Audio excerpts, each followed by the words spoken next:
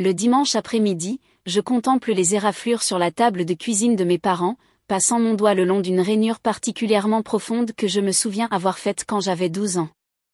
Le bois est chaud et familier sous mon toucher, poli par des années de dîners de famille, de sessions de devoirs et de conversations inconfortables, tout comme celle-ci.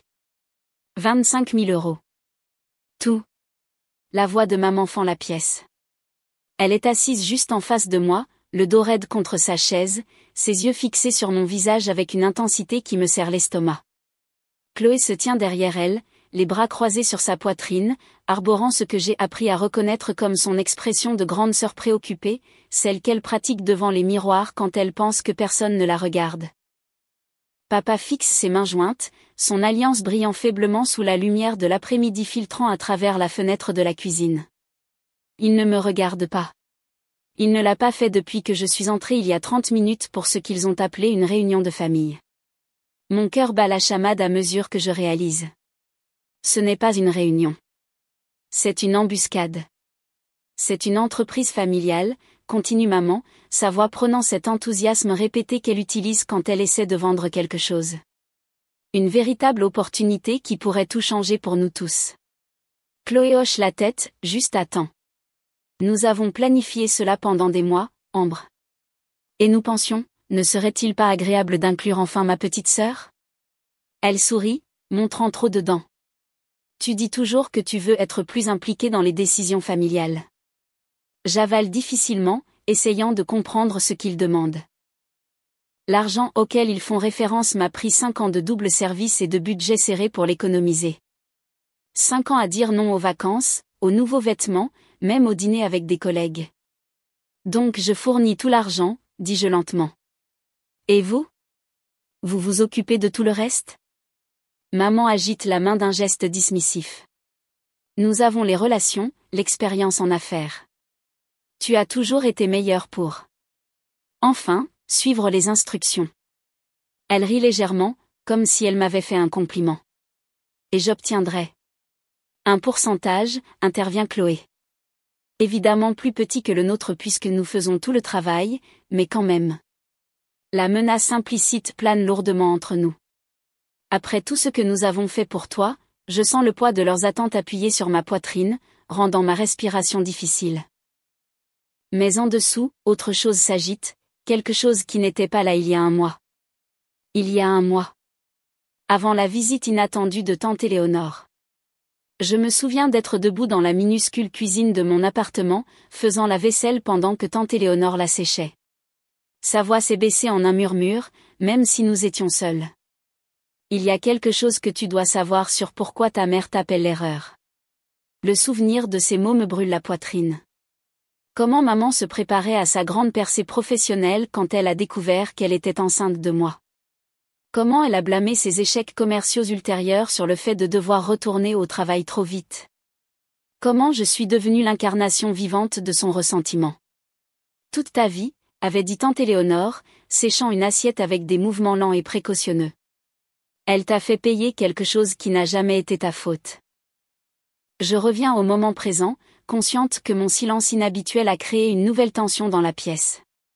Normalement, je hocherais la tête, j'acquiescerais, promettant d'aider de toutes les manières possibles. Mais aujourd'hui, je reste simplement assise, ni d'accord ni en refus. Quand auriez-vous besoin de l'argent? Je demande doucement. Maman et Chloé échangent des regards, un éclair rapide de victoire passant entre elles. Elles pensent qu'elles m'ont. Elles m'ont toujours eu avant. Dans 3 semaines, dit maman, tendant la main vers son téléphone. Je peux te donner les informations du compte tout de suite. Seul papa semble remarquer que quelque chose a changé. Il lève brièvement les yeux, ses yeux rencontrant les miens pour la première fois depuis mon arrivée. Je vois un éclair de quelque chose. Tristesse? Reconnaissance? Quoi que ce soit, cela disparaît aussi vite que c'est apparu. Alors qu'il retourne à l'étude de ses mains, je hoche lentement la tête, gagnant du temps. Je devrais vérifier mes comptes, dis-je, me surprenant de la fermeté de ma voix. M'assurer que tout est accessible. Encore une fois, Chloé sourit triomphalement à maman. Tu vois? Je te l'ai dit qu'elle comprendrait. La famille avant tout. N'est-ce pas, Ambre? La famille avant tout. Combien de fois ont-elles utilisé ces mots pour vider mon compte en banque? Pour consommer mes week-ends? Pour justifier chaque sacrifice qu'elles ont exigé? Mais alors que je suis assise à cette table familière, sentant le poids de leurs attentes, je réalise que quelque chose a changé en moi. L'argent qu'elles veulent représente plus que de simples euros. C'est ma liberté. Mon futur. La vie que j'ai été trop effrayée de réclamer. Et pour la première fois, je ne suis pas sûre de vouloir y renoncer. 2 jours plus tard, le mardi, chez moi, le souvenir de mon 18e anniversaire refait surface alors que je suis assise à ma table de cuisine, fixant le chéquier dangereusement équilibré sur mon genou. L'écran de mon téléphone s'illumine avec le dernier message de maman. N'oublie pas ta contribution ce mois-ci. Le loyer est du vendredi. Au lieu d'un gâteau d'anniversaire ce jour-là, maman avait fait glisser une facture manuscrite sur notre table de cuisine. Maintenant que tu es adulte, avait-elle dit, ses lèvres se courbant en ce qui passait pour un sourire. Il est temps que tu contribues aux dépenses du ménage. Papa avait examiné sa tasse de café tandis que Chloé souriait derrière son manuel scolaire. J'avais fixé le chiffre 250 €, presque la moitié de mon salaire à temps partiel de l'épicerie. Quand j'avais demandé si cela signifiait que je pouvais sauter mes quarts de week-end à aider dans la boutique en faillite de maman, ses yeux s'étaient durcis. Si ce n'était pas pour toi, nous n'aurions pas été ruinés financièrement en premier lieu.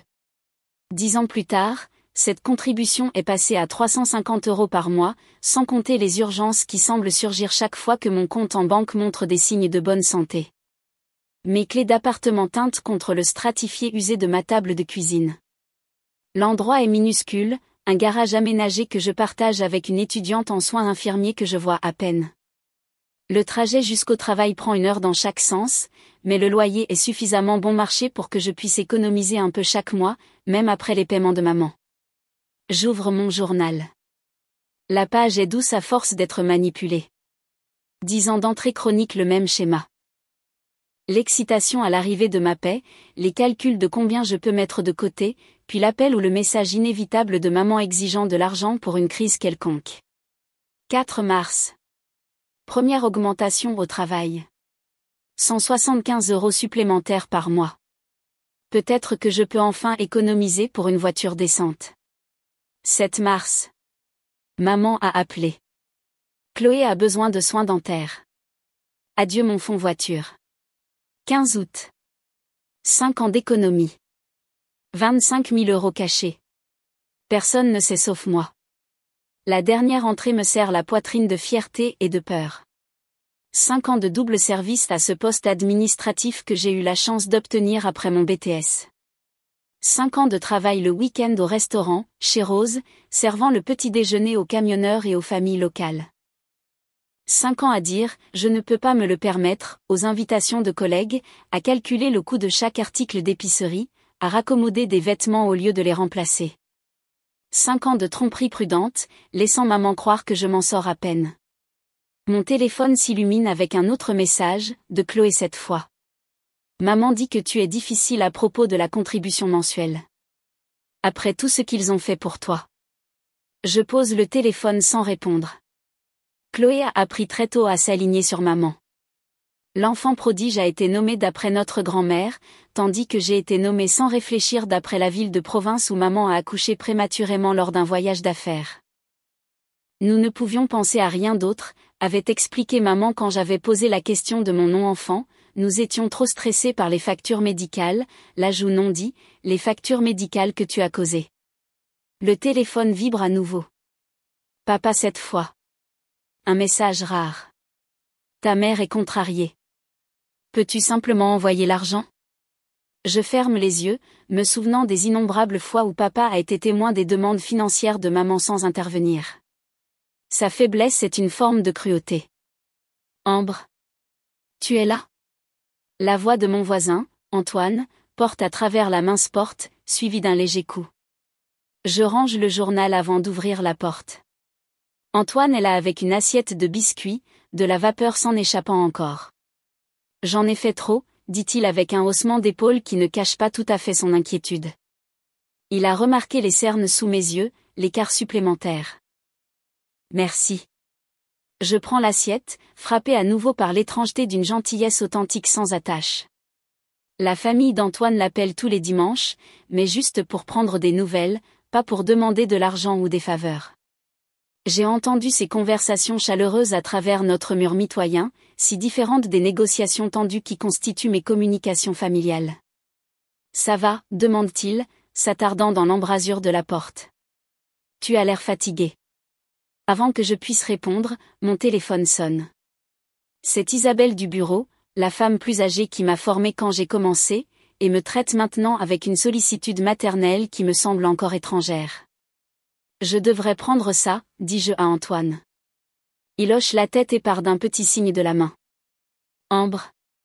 C'est Isabelle. Sa voix porte sa chaleur habituelle. J'ai remarqué que tu travaillais encore pendant le déjeuner. J'espère que tu vas bien. Tu n'as pas l'air d'aller bien du tout. Quelque chose se coince dans ma gorge. Ces petites attentions, les biscuits d'Antoine, l'inquiétude d'Isabelle, mettent en lumière la différence frappante entre la façon dont ma famille me traite et la façon dont le reste du monde le fait. Je pense aux 25 000 € qui se trouvent sur mon compte d'épargne. Cet argent représente plus que de simples euros. C'est 5 ans de sacrifice, oui, mais aussi 5 ans d'espoir. L'espoir de quelque chose de plus que ce cycle sans fin d'obligations et de culpabilité. La dernière demande de maman pour la totalité du montant n'est pas seulement une question d'argent, c'est une question de contrôle. De me maintenir lié au rôle de bouc émissaire de la famille. Mon journal est posé sur la table, rempli d'années d'entrées qui documentent mon érosion progressive. Mais la page la plus récente reste vierge, attendant un nouveau chapitre, pour la première fois où j'envisage d'écrire quelque chose de différent. Le lendemain, mercredi, je glisse ma demande de congé sur le bureau d'Isabelle, retenant mon souffle. Ma supérieure lève les yeux de son ordinateur, des lunettes de lecture posées sur le bout de son nez. Une journée personnelle ? Tu n'en as pas pris depuis. Elle tapote son clavier, les sourcils levés. 2 ans ? Mon Dieu, Ambre. Je sais. Je tripote la manche de mon cardigan. C'est bon ? Je ne demanderai pas si. Prends en 2. Isabelle signe le formulaire d'un geste élégant. Rendez-vous chez le médecin ? Quelque chose comme ça, murmurai-je, évitant son regard. Quoi que ce soit, j'espère que cela t'apportera un peu de paix. Elle me rend le formulaire approuvé, son expression s'adoucissant. Tu as l'air d'en avoir besoin.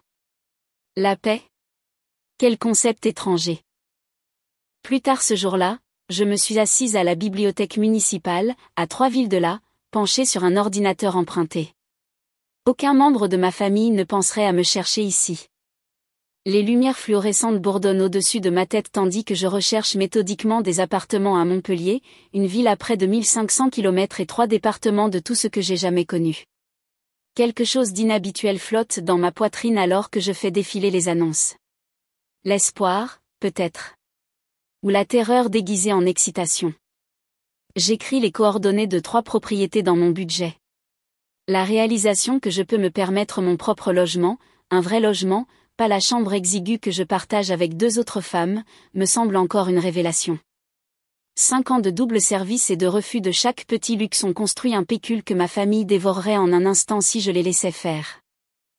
Pas cette fois. Le lendemain, jeudi, je me suis glissée dans la caisse d'épargne de Riverdale, portant des lunettes de soleil et une casquette de baseball empruntée à Antoine, mon voisin. À l'intérieur, une jeune banquière nommée Tess m'aide à ouvrir un compte avec ma pièce d'identité et un chèque de banque pour la moitié de mes économies. Aucun membre de la famille comme cotitulaire. Aucun accès partagé. Juste le mien. Votre signature semble différente ici que sur votre pièce d'identité, commente Tess, en me rendant les documents. Je travaille là-dessus, dis-je, et je réalise que je le pense de plus d'une façon. Ce week-end-là, pendant que maman entraîne papa et Chloé à la baby shower de tante Jeanne, j'utilise ma clé de secours pour entrer chez eux. Je ne leur avais toujours pas envoyé d'argent pour le loyer. L'odeur familière des bougies au gardénia de maman m'enveloppe comme une accusation alors que je monte à l'étage, au grenier. Ma gorge se serre lorsque j'aperçois la caisse bleue décolorée étiquetée « Document Ambre » de l'écriture soignée de papa. À l'intérieur se trouve le dossier de mon existence. Certificat de naissance. Carte de sécurité sociale. Carnet de vaccination. Diplôme du baccalauréat. J'avais demandé ces documents des dizaines de fois au fil des ans. Ils sont plus en sécurité ici, avait toujours insisté maman. Tu les perdrais juste. Je serre le dossier contre ma poitrine, surprise de sa légèreté, l'ensemble du dossier officiel de mes 28 années sur Terre pesant moins qu'un sandwich. Ce soir-là, je me suis assise sur un banc de parc avec un carnet à spirale, regardant les canards glisser sur l'étang. Le soleil réchauffe mon visage alors que je commence une liste intitulée « Choses que j'ai survécues ». Mon stylo bouge régulièrement sur la page. La froideur de maman. La cruauté de Chloé. Le silence de papa. Le drainage constant de mon compte en banque. Les rappels subtils que je n'étais pas désiré. Les rappels pas si subtils que je leur devais pour le désagrément de mon existence. Lorsque j'atteins le bas de la page, je fixe le dernier élément, être appelé une erreur toute ma vie. Je déchire la page et la plie soigneusement dans mon portefeuille. Quoi qu'il arrive ensuite, j'ai déjà enduré le pire qu'il pouvait me faire. La pensée se dépose dans ma poitrine comme une pierre, solide et étrangement réconfortante. Je ne suis pas une erreur, chuchote-je au canard. L'un d'eux caquette en retour, et je me surprends à sourire réellement pour ce qui me semble être la première fois depuis des années. Le dîner du dimanche arrive avec son défilé habituel de commentaires passifs-agressifs et de silences chargés. Je prends ma place habituelle à la table de cuisine, la même table où ils m'ont tendu une embuscade avec leur demande de mes économies. Maman sert un pot-au-feu, sa spécialité, réservée pour quand elle veut quelque chose. Alors, dit-elle, tranchant la viande avec une précision chirurgicale. As-tu pris une décision concernant notre entreprise familiale ? Je prends une petite bouchée, mâchant lentement. J'y réfléchis encore. Chloé ricane. Qui a-t-il à considérer ? C'est une évidence. J'aimerais voir le plan d'affaires, dis-je, me surprenant par la fermeté de ma voix. L'analyse de marché, les rendements projetés, ce genre de choses. Le couteau de maman cliquette contre son assiette. Nous n'avons pas besoin de toute cette paperasse. C'est de la famille, pas une affaire corporative. En fait, intervient Chloé, se penchant en avant, nous pensions pouvoir simplifier les choses. Nous pourrions devenir signataires sur tes comptes, juste pour aider à tout gérer plus efficacement.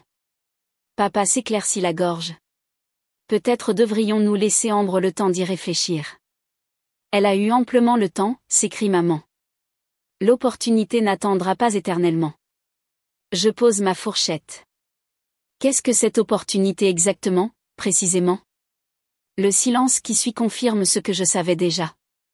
Il n'y a pas de plan d'affaires, pas d'opportunité d'investissement, juste une autre tentative de vider mes ressources. Nous sommes encore en train de finaliser les détails, dit enfin Chloé, sa voix tendue. Je vois.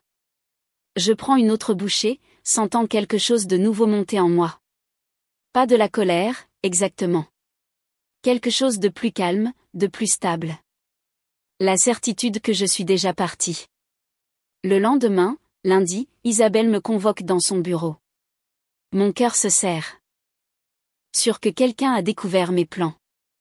J'ai de bonnes nouvelles, dit-elle à la place, faisant glisser un dossier sur son bureau. Ce transfert de succursale dont tu t'es renseigné ? Montpellier a un poste à pourvoir à partir du mois prochain. J'ai fait une recommandation. Je la fixe, sans voix. Ne sois pas si choquée, dit-elle. Souriant. Tu es l'une de nos meilleures. Ils auraient de la chance de t'avoir. Merci, ai-je réussi. Je ne sais pas quoi dire. Dis que tu enverras une carte postale, et que tu cesseras de laisser les gens profiter de ta bonne nature. Ce soir-là, Antoine m'aide à trier mes maigres possessions dans notre appartement partagé. Je peux monter tes affaires quand tu seras prête.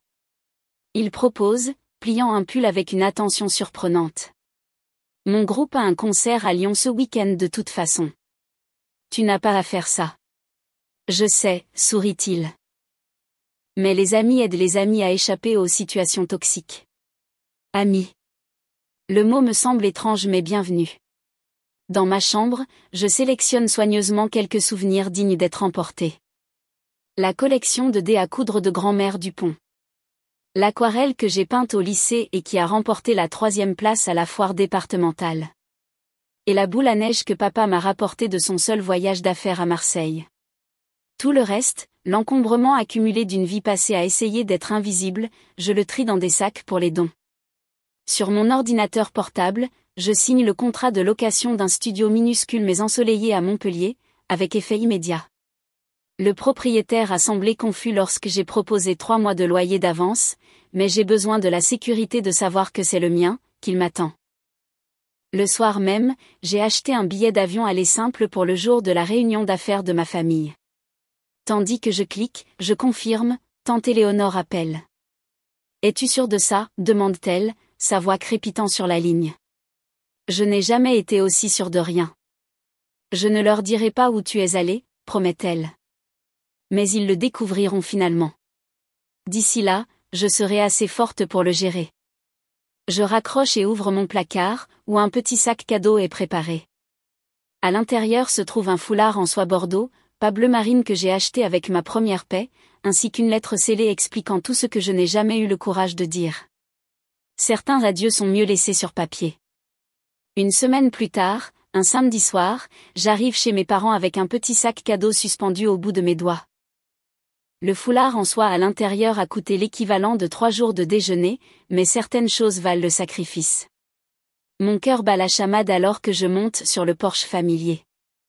Derrière cette porte attend la famille qui m'a façonné, ou plutôt déformé, en la personne que j'ai été pendant 28 ans. La personne que je laisse derrière moi ce soir. Chloé ouvre la porte avant que je ne puisse frapper, ses yeux se rétrécissant à la vue du sac cadeau. « Qu'est-ce que c'est ?» demande-t-elle, bloquant l'entrée. « Juste une petite attention, » dis-je, ma voix plus ferme que prévu. « Puis-je entrer ?» Elle m'étudie un instant trop longtemps, comme si elle essayait de décoder quelque chose dans mon expression. Ce qu'elle voit ne doit pas l'alarmer car elle s'écarte avec un haussement d'épaule. Maman est dans une de ses humeurs, chuchote-t-elle en passant. Dans la salle à manger, maman s'agite avec la nappe tandis que papa place silencieusement les couverts à côté de chaque assiette. La normalité de la scène brise presque ma résolution. Presque. La voilà, dit maman sans lever les yeux. Tu es en retard. Le trafic, je mens, bien que j'ai été assise dans ma voiture au coin de la rue pendant 20 minutes, pratiquant ma respiration. Le dîner s'étire en petites conversations douloureuses. La prothèse de hanche de Madame Dubois. Les prévisions météorologiques. La nouvelle promotion de Chloé. J'hoche la tête et souris au bon moment, tandis que mon sac cadeau est posé à côté de ma chaise, attendant. Eh bien, dit maman finalement, repoussant son assiette avec un soupir impatient. Passons aux affaires, n'est-ce pas ? Papa ramasse les plats avec les mouvements mécaniques d'un homme qui s'est désengagé de cette dynamique familiale il y a des années. Seules ses mains tremblantes trahissent une émotion. Maman sort un dossier de sous sa chaise et fait glisser plusieurs papiers sur la table. Nous avons décidé que l'approche la plus simple est que tu signes ceci. Dit-elle, tapotant un stylo sur les documents. Procuration. De cette façon, nous pourrons gérer tous les détails financiers sans te déranger. Aider une petite sœur qui n'est pas douée avec l'argent, ajoute Chloé avec un sourire forcé. Tu as toujours été meilleure pour suivre les instructions que pour prendre des décisions. Je fixe les documents. Mon nom apparaît partout dans le document, mais chaque avantage, chaque protection leur revient. La famille s'occupe de la famille, continue maman, sa voix se durcissant. Après tout ce que nous avons fait pour toi, tout ce que nous avons sacrifié à cause de toi, c'est le moins que tu puisses faire. Papa revient de la cuisine, les yeux baissés alors qu'il prend sa place. Le silence s'étire entre nous, lourd d'attente. Vous avez raison, dis-je finalement, tendant la main vers le sac cadeau à côté de ma chaise. J'ai réfléchi à tout ce que vous avez dit. Maman et Chloé échangent des regards triomphants. Les épaules de papa s'affaissent davantage, et j'ai décidé, je continue, plaçant le sac au centre de la table, de vous donner quelque chose de plus précieux que de l'argent. Maman cligne des yeux, confuse. De quoi parles-tu ? Ouvrez-le, dis-je doucement. Avec des doigts impatients, maman sort l'élégant foulard bordeaux, sa couleur préférée, puis l'enveloppe scellée en dessous. Son nom est écrit sur le devant de ma plus belle écriture. Qu'est-ce que c'est, exige-t-elle, mais sa voix a perdu son autorité. Mes adieux, répondis-je simplement, me levant de ma chaise. Je connais la vérité maintenant, sur pourquoi vous m'appelez l'erreur, sur l'accord commercial que vous avez manqué, surtout. La bouche de Chloé s'ouvre. Tante Éléonore, siffle-t-elle, cette ingérence. Je vous pardonne, continuai-je, les mots coulant plus facilement que prévu. Et je pars, ce soir, il n'y a plus rien à discuter. Je me tourne vers la porte, me sentant étrangement légère. Derrière moi, le bruit du papier déchiré alors que maman ouvre l'enveloppe. Tu ne peux pas juste, commence Chloé. Je l'ai déjà fait. Je l'interromps, sans me retourner. Mes affaires sont parties. Mon appartement est vide. Mon nouveau travail commence la semaine prochaine. La chaise de papa racle le sol. Quand je me retourne, ses yeux rencontrent les miens directement pour la première fois depuis des années. Sois prudente, chuchote-t-il. Dehors, l'air frais du soir remplit mes poumons. 30 minutes plus tard, mon téléphone vibre dans ma poche. Maman appelle déjà. Il sonnera encore, et encore. Pendant des jours, probablement. Les messages de Chloé viendront ensuite. Maman fait une crise de nerfs. Comment as-tu pu nous faire ça? Après tout ce que nous avons fait pour toi. Je m'éloigne de la seule maison que j'ai connue, la regardant rétrécir dans mon rétroviseur jusqu'à ce qu'elle disparaisse complètement. À l'aéroport, je m'enregistre pour mon vol, puis éteins mon ancien téléphone pour la dernière fois. Demain, j'allumerai le nouveau. Demain, je me réveillerai chez moi, dans une ville où personne ne me connaît comme l'erreur de qui que ce soit. Mais ce soir, je monte dans un avion simplement en tant qu'Ambre. Pas une fille. Pas une sœur. Pas une erreur. Juste moi. 2 jours après mon départ, ma mère et ma sœur ont visité mon ancien appartement. Lisa frappe à la porte de mon appartement, ses phalanges blanchissant à chaque coup. Derrière elle, Chloé fait les 100 pas dans le couloir étroit, le téléphone pressé contre son oreille. Ambre-Marie Dupont. Ouvre cette porte tout de suite. Le propriétaire se tient à quelques pas en arrière, les bras croisés sur sa poitrine. Mesdames, je vous l'ai dit.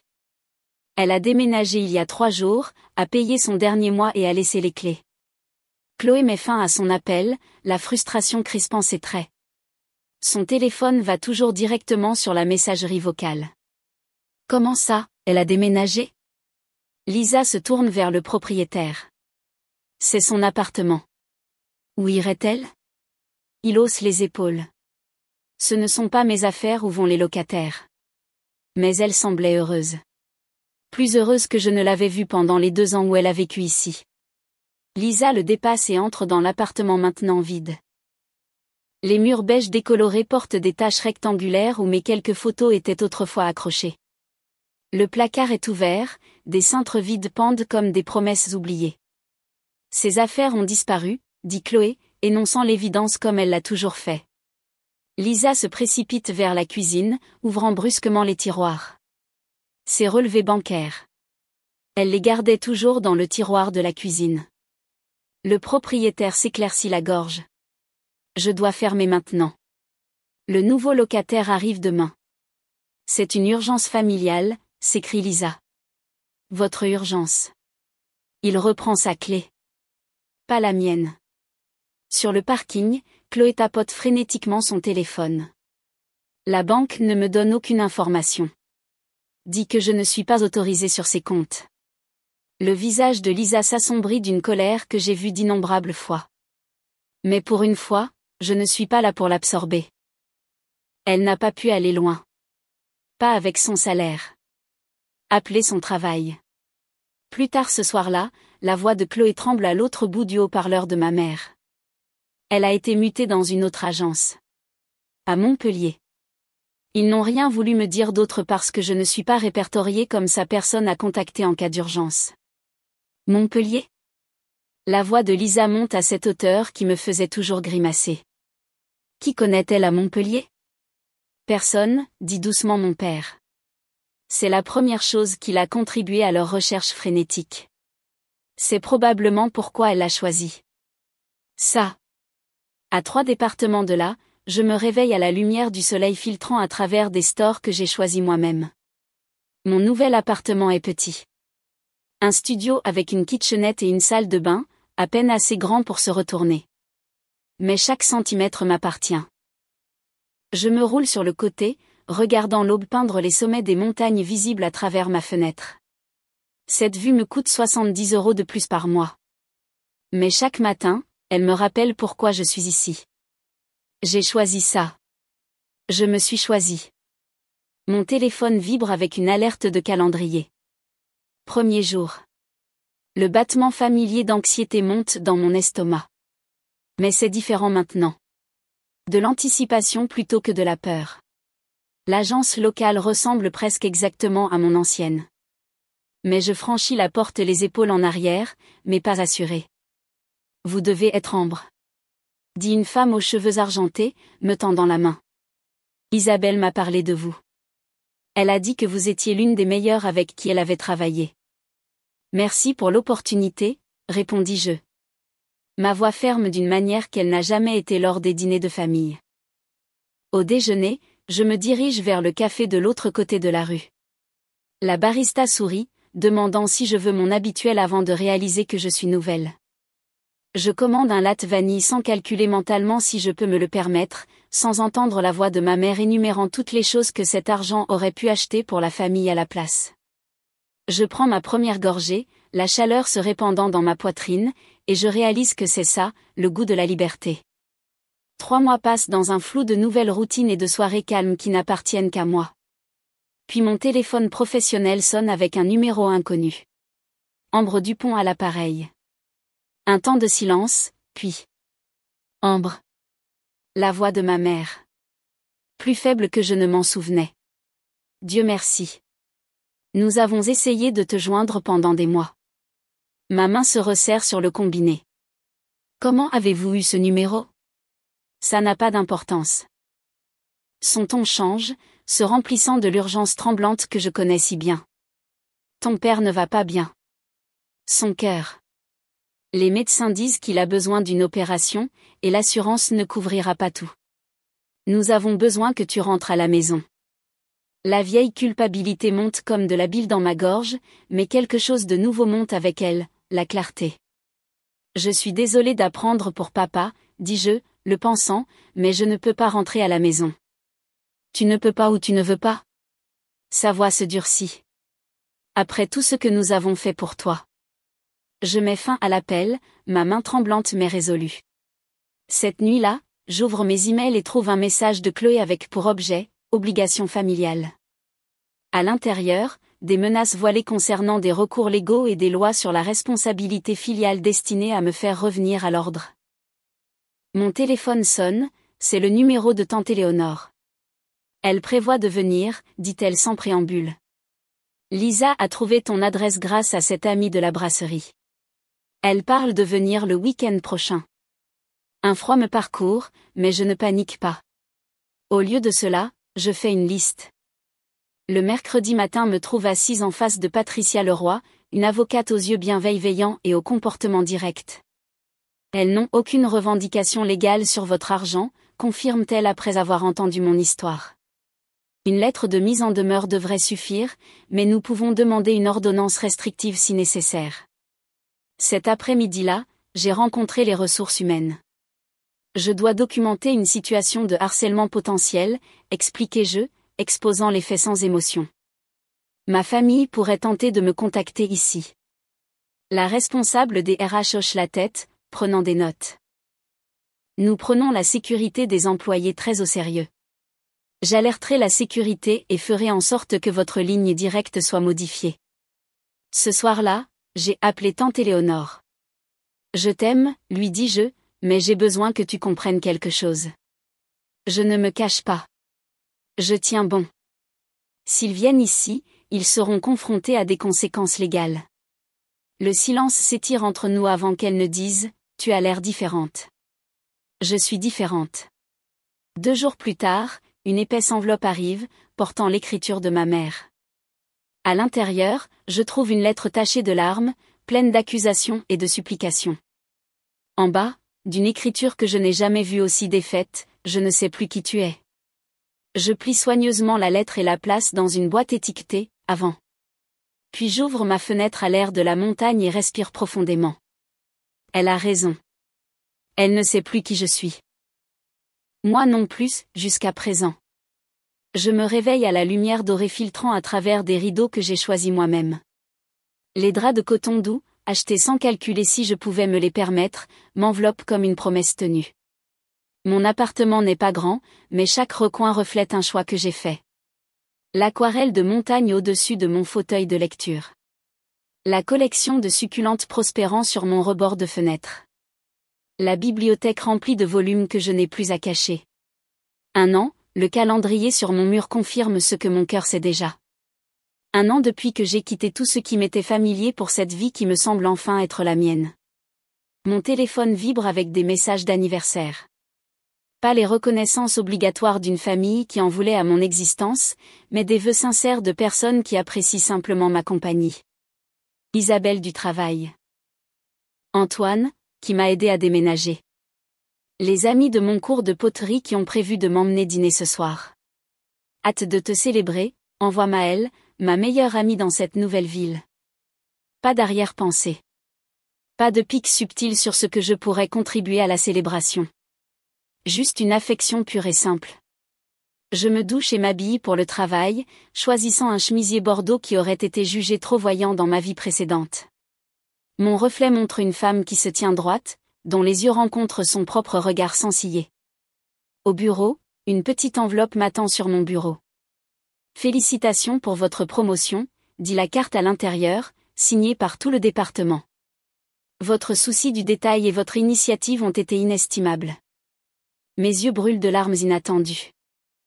Pas seulement pour l'augmentation de salaire qui assurera davantage mon indépendance, mais pour la reconnaissance de ma valeur qui n'a rien à voir avec ce que je peux donner.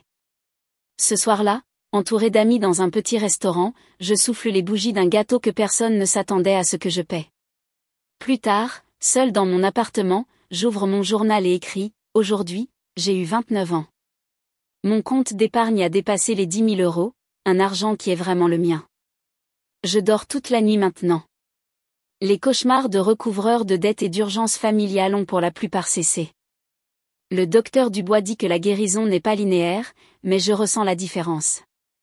J'apprends que les limites ne sont pas égoïstes, elles sont nécessaires. Chaque jeudi, je suis assise en face du docteur Dubois dans son cabinet calme, démêlant les nœuds de mon enfance. Parfois, je repars épuisée, parfois plus légère, toujours plus claire. Vous pouvez reconnaître la blessure sans continuer à vivre d'elle, m'a-t-elle dit la semaine dernière, votre mère vous a nommé d'après un endroit où elle passait, mais vous avez transformé ce nom en quelque chose avec des racines et de la force. Les samedis, je fais du bénévolat dans un jardin communautaire. Mes mains dans la terre me connectent à quelque chose de plus grand que moi, quelque chose qui pousse et vit, comme moi. Le mois dernier, j'ai accepté une invitation à dîner de la part de Michel, un comptable que j'ai rencontré par l'intermédiaire du jardin. Notre conversation a coulé sans le courant sous-jacent familier de la peur. Quand il a posé des questions sur ma famille, je lui ai dit la vérité, pas tout, mais assez.